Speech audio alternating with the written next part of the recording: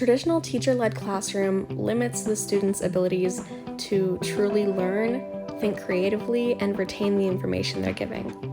Switching to a space of difference in a classroom is something that can maintain students' joy and excitement for learning while helping them retain the content that they're given.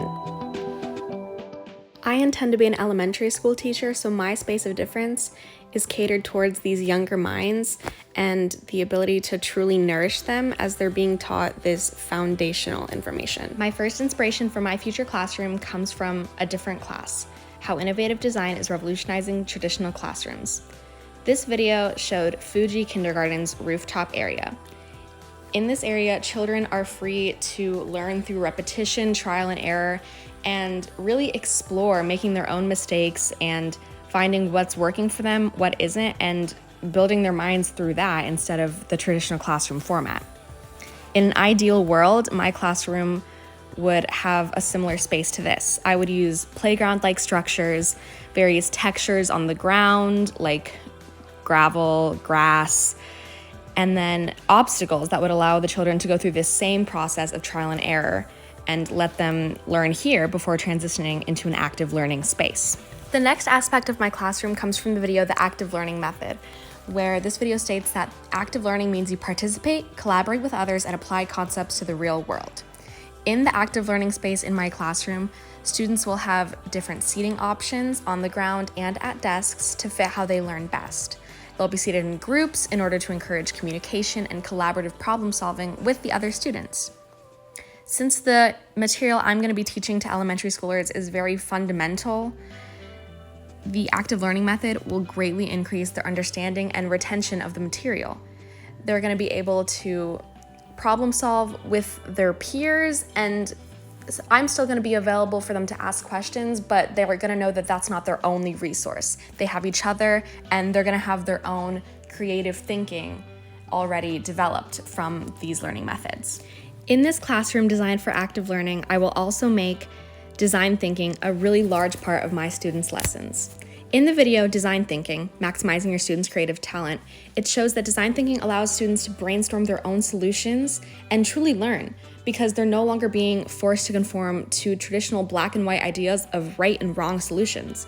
They're able to get the opportunity from design thinking to build their own knowledge and create solutions that are outside of the box based on what they know and what they can research further. It's going to keep them excited to learn more and continue to expand on their knowledge because they know that they're not going to be limited to just what me, the teacher, thinks is the correct answer.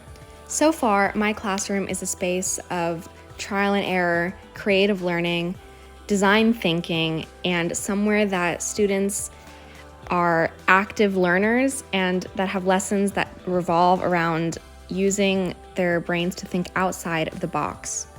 However, they're not going to be doing this in silence.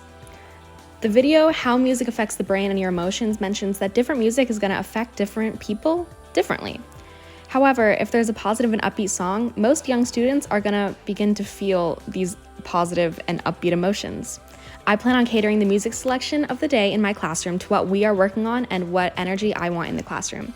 For group discussions and work, I'm going to play upbeat music to encourage creativity, collaboration, and positive feedback for the students. For quiet reading and quiet work time, classical music is going to be playing so that the brain can focus on the books or the work that the students are doing. I realized my ultimate goal for my classroom after watching the video, bringing cultural context and self-identity into education. I ultimately want my classroom to be a place that students aren't forced to, quote, look for their intellectual development outside of school, end quote, as the video brought up. I want to create a space where my students come in excited to learn and leave even more curious about the world around them.